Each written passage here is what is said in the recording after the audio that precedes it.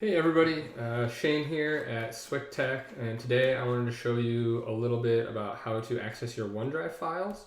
So if you've got files stored in your OneDrive and you're already signed in on it, I'm going to go ahead and show you how you can access those files, right? So when you log in, you'll have just your Windows desktop screen here, and if OneDrive is already running, you're going to see it down here in your system tray. It's this little blue cloud icon, and if you hover over it, it'll say OneDrive and then the name of the organization that you're signed into. If that's already running, that's great. That means your files are already available on your computer. To access them, you can click on that and then click Open Folder, and that's going to bring up your OneDrive files, and you'll see all your files listed here.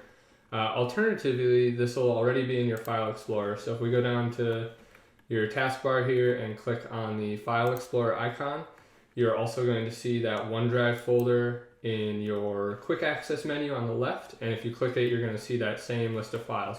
This is where all of your user files will be if you've already got OneDrive set up. Thanks.